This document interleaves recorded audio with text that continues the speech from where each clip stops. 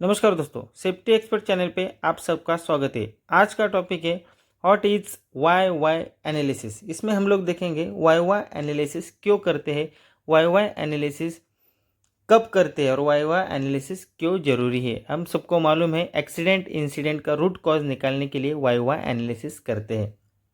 तो चलो इसमें हम लोग देखेंगे एक्सीडेंट का why why analysis. 5 why analysis एक प्रॉब्लम सॉल्विंग टेक्निक है जो किसी भी इंसिडेंट के रूट कॉज तक पहुंचने के लिए यूज़ की जाती है।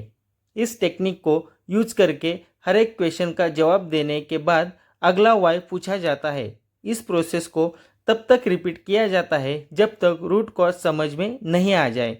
यह एनालिसिस इसीलिए किया जाता है ताकि फ्यूचर में ऐसे एक्सीडेंट को प्रिवेंट किया जा सके। तो चलो इसमें हम लोग देखने वाले व्हाई इट इज़ डन, क्यों करते हैं। प्राइमरी कॉज तक पहुंचने के लिए, ना कि सिर्फ सिम्टम्स को ट्रीट करने के लिए। दूसरा है आने वाले समय में ऐसे इंसिडेंट ना हो, इसलिए प्रिवेंटिव एक्शंस डिज़ाइन करने के लिए यह किया जाता है। दूसरा है इम्प्रूवमेंट, इसमें आता है सिस्टम्स और प्रोसेस को इम्प्रूव करने के लिए वाई वाई एनालिसिस करते हैं। चौथा देखते हैं हम लोग कंप्लाइंस। इसमें क्या बताएंगे, सेफ्टी रेगुलेशन और स्टैंडर्ड्स को फॉलो करने के लिए वाई वाई एनालिसिस करते हैं। और पांचवा देखेंगे लर्निंग। लर्निंग में हम देखेंगे ऑर्गेनाइजेशन के एम्प्लॉयज को इंसिडेंट से सीखने के अवसर देने के लिए वाई वाई एनालिसिस करते हैं। तो इसके आगे हम लोग देखने वाले वाई वाई एनालिसिस कैसे करते हैं। उसके बाद हम लोग 2 एग्जाम्पल देखने वाले, आपको बहुत अच्छी तरीके से समझ में आएगा वाई वाई एनालिसिस किस तरीके से करते हैं। तो चलो आगे के देखते हैं हाउ टू परफॉर्म इट, कैसे करते हैं। तो पहला क्या है, इंसिडेंट को क्लियरली डिफाइन करें, मतलब एक्सीडेंट को प्रिसली डिस्क्राइब करें। दूसरा है फर्स्ट वाई, मतलब पहला वाई पूछे। एग्जाम्पल एक्सीडेंट क्यों हुआ, समझो एक्सीडेंट हो गया तो पहला वाई क्या पूछेंगे, एक्सीडेंट क्यों हुआ। हाउ टू परफॉर्म इट में तीसरा देखेंगे आंसर एनालाइज करें। आंसर एनालाइज कैसे करें, जो भी जवाब मिलता है उसका एनालिसिस करें और अगला वाई पूछे। फॉर एग्जाम्पल क्या है, पहला क्या पूछा एक्सीडेंट क्यों हुआ, तो दूसरा क्या पूछ सकते हैं, ड्राइवर ने कंट्रोल खो दिया। ड्राइवर ने कंट्रोल क्यों खो दिया, why did the driver lose control. चौथा देखेंगे रिपीट करेंगे, क्या है पिछले जवाब के बेसिस पर अगला वाई पूछेंगे। ये प्रोसेस 5 बार तक रिपीट करें या तब तक चलते रहे जब तक रूट कॉज क्लियर ना हो जाए। ये चौथे में आता है, क्या है रिपीट होना चाहिए। इसके आगे हम लोग एग्जाम्पल देखने वाले, एग्जाम्पल में आपको बहुत क्लियरली समझ में आएगा। पांचवा देखते हैं, देखो रूट कॉज आइडेंटिफाई करें। इसका क्या है, रूट कॉज आइडेंटिफाई करना चाहिए। कैसा रूट कॉज आइडेंटिफाई करना चाहिए, जब रूट कॉज मिल जाए तो उसको क्लियरली नोट करना चाहिए, मतलब वो बराबर आइडेंटिफाई हो जाएगा।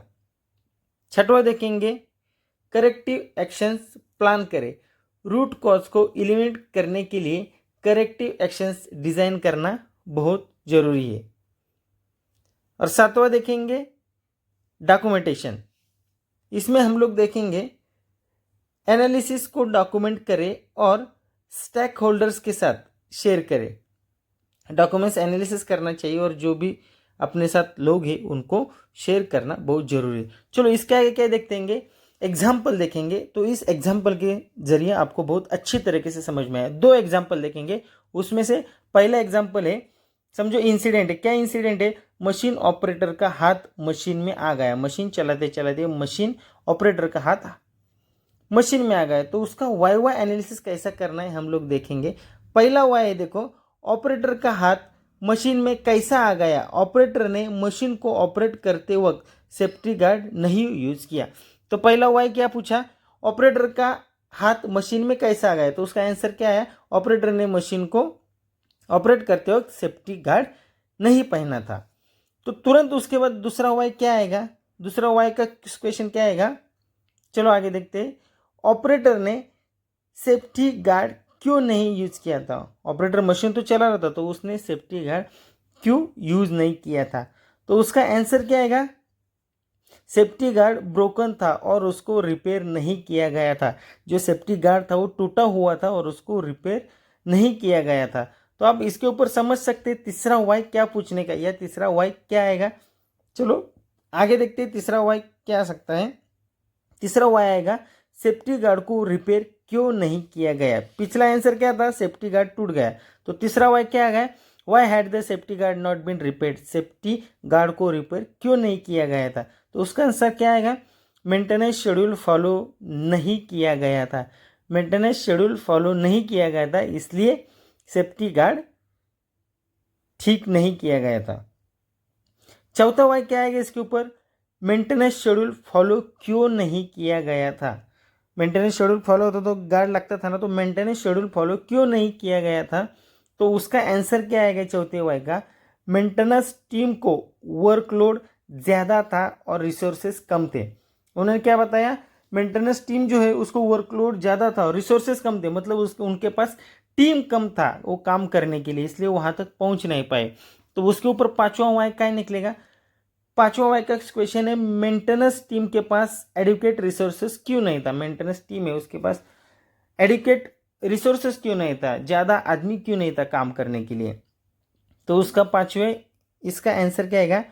मैनेजमेंट ने बजट कंस्ट्रेंट्स के चलते रिसोर्स अलोकेट नहीं किए थे। बजट ज़्यादा जा रहा है इसलिए मैनेजमेंट में क्या किया था? मेंटेनेंस टीम कम दिया था, इसलिए मेंटेनेंस टीम वहाँ तक नहीं पहुँच गई, इसलिए गार्ड नहीं लगा, इसलिए वो इंसिडेंट हो गया। तो इसमें क्या देखें हमने? इस एनालिसिस के बाद रूट कॉज को एड्रेस करने के लिए रिसोर्सेज को एडिक्वेटली एलोकेट करने का डिसीजन लिया जा सकता है ताकि फ्यूचर में ऐसे इंसिडेंट ना हो। तो चलो इसके साथ हम लोग क्या करेंगे, एक दूसरा एग्जाम्पल देखेंगे। दूसरा एग्जाम्पल देखेंगे, एग्जाम्पल नंबर 2। तो आपको बराबर समझ में आएगा। पहला एग्जाम्पल तो देख लिया, दूसरा एग्जाम्पल देखेंगे। Let's consider an example in the construction field where a worker was injured by falling debris. Worker debris फेंकते समय इंजर्ड हो गया। तो उसका प्रॉब्लम क्या है? Worker was injured by falling debris, debris फेंकते समय इंजर्ड हो गया। तो इसमें से हम आप लोग 5Y का स्टडी करेंगे तो आपको बराबर समझ में आएगा। तो चलो इसमें हम लोग पहला Y देखते हैं। तो हम लोग इसमें पहला वाई देखेंगे। पहला वाई है was the worker injured by falling debris. Worker के आंख पे डेब्रिज गिर के वर्कर जख्मी कैसे हो गया। तो उसका आंसर क्या आएगा? क्योंकि ऊपर के मंजिल पे डेब्रिज भरा हुआ था, इसलिए वो गिरा और वर्कर इंजर हो गया। तो दूसरा क्वेश्चन क्या आएगा? दूसरा वाई क्या आएगा? ऊपर के दूसरा वाई ऊपर के मंजिल से डेब्रिज क्यों गिर गया? Did debris fall from an upper floor. तो उसका दूसरे वाई का आंसर क्या आएगा? क्योंकि उस जगह पे सेफ्टी नेट या कोई बैरिकेड नहीं था। Because there was no safety net और protective barriers in this place, इसलिए वो डेब्रिज नीचे गिर गया। तो तीसरा वाई क्या आएगा इसके? वाई सेफ्टी नेट और बैरिकेड्स नॉट प्रोवाइडेड देयर। और देर नो सेफ्टी नेट और प्रोटेक्टिव बैरियर इन प्लेस। क्यों सेफ्टी नेट और प्रोटेक्टिव बैरियर ऊपर दिए नहीं थे। तो तीसरा वाई आएगा। तो तीसरा वाई का आंसर क्या आएगा? क्योंकि साइट मैनेजर ने वह प्रोवाइड नहीं किया था। तो चौथा वाई तुरंत क्या आएगा? साइट मैनेजर ने वह प्रोवाइड क्यों नहीं किया था। Did the site manager not install them. तो चौथे वाई का आंसर क्या आएगा? क्योंकि साइट मैनेजर को वह प्रोटोकॉल का नॉलेज नहीं था। Because the site manager was unaware of the requirement. उस वह रिक्वायरमेंट है वह मैनेजर को मालूम नहीं था, इसलिए वह नहीं लगाया था। तो पांचवा वाई क्या आएगा? मैनेजर को इसका जानकारी क्यों नहीं था। Was the site manager unaware of this requirement. उसका जानकारी क्यों नहीं था। तो उसका पांचवे का वाई का आंसर क्या आएगा? क्योंकि साइट मैनेजर को अच्छी तरीके से प्रॉपर ट्रेनिंग और सेफ्टी प्रोटोकॉल्स मालूम नहीं था, इसलिए वह उन्होंने नहीं लगाया। मतलब इसका रूट कॉज क्या निकला? इस तरह से why why analysis, 5 whys analysis को इस्तेमाल करके किसी भी एक्सीडेंट का डिटेल एनालिसिस किया जा सकता है और इफ़ेक्टिव प्रिवेंटिव मेजर्स लिए जा सकते हैं। तो चलो दोस्तों, वीडियो अच्छा लगा होगा तो वीडियो को लाइक करो और जिस किसी ने सब्सक्राइब नहीं किया चैनल को सब्सक्राइब करो ताकि नया वीडियो आपके तक जल्द से जल्द पहुंच जाए। धन्यवाद।